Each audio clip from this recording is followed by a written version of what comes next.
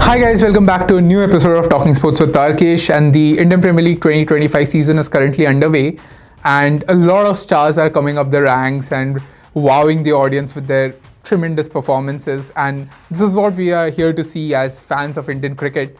But if there's one thing that we know, if we followed this league for long enough, that not all of these heroes continue to produce lasting impacts consistently over the years. There have been quite a few cult heroes in the IPL who have shown their prowess exceptionally in certain phases, earned tremendous response and applause from the audience, but then faded away slightly in the years to come. And this is a time when we'll be recollecting 5 of the top 5 forgotten heroes of the IPL. And we'll be starting off with Shaun Marsh, who was the Orange Cap winner in the inaugural IPL season. He scored over 600 runs for the Kings XI Punjab, and he was a stylish left-handed opening batter who was someone who pierced gaps at will, had a good offside game, used to come down the track to attack to the spinners as well, and was tremendously comfortable against all kinds of bowling units. The fact that his Australian career also fell off the radar after the first IPL season meant that he couldn't really replicate the performances that he shown in the first season later on, and he's now truly someone not that you associate as an IPL legend of any sorts, but was one of the pivotal figures in laying the foundation of the top competition in its early years. And speaking of early years, the second name in this list is that of Swapnil Asdonkar, who was opening the batting for the Rajasthan Royals in 9 of the games that they played in the inaugural and only title-winning year so far.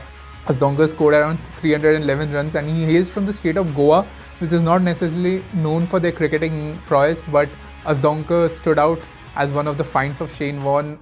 He played with a no-holds-barred approach, was very comfortable against pace bowling as such, but he was someone who liked to come down the track often, and was formed a very solid partnership with Graeme Smith that helped them win that title back in the days. But again, nowhere to be seen after that season, especially in the limelight. He played for Ranji Trophy for Goa for a long time afterwards as well, but not in the IPL circuit as such. And the third name we are discussing is someone we all knew. Like, there was a day in 2011 when we woke up and opened newspapers to see the name of Paul Weti playing for the Kings XI Punjab back then, when he scored a century in his opening match for the Chennai Super Kings. I think it was the season in 2011, and Paul had captured the attention of everyone. He was unstoppable that year. There was something about him. There was an X factor about him which made him unstoppable. He looked unfazed by any kind of bowling that was thrown into him, and just looked like a man in purple patch, maximizing his returns, scored big runs, made quite an impact, was even in the talks for selection in the Indian T20I side in the Zimbabwe tour that they undertook, or the West Indies tour they undertook after the 2011 IPL. But again, no discussions afterwards, and he ended up playing his last IPL game in 2013, never sprung back into contention after that.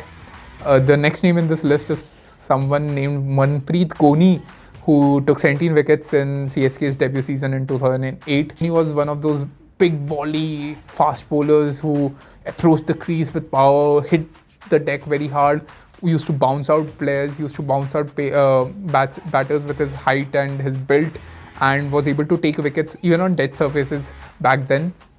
He even debuted for India and played a couple of games here and there afterwards. But Manpreet Gony, again, someone who wasn't able to instill consistency in his playing style, which is why IPL teams didn't really bother going after him for a long time. And the last name here is that of someone that KKR fans will fondly resonate with because of his match-winning innings in the final of the 2012 IPL season. Their first, which was their first IPL title as well, was that of Maninder Bisla, who is nowadays seen doing regional commentary for Jio Hotstar. But Bisla was quite a player. He used to play for Punjab Kings before, then he shifted to KKR, where he found his groove, where he was one of the better players of spin in that lineup. He was very fleet-footed.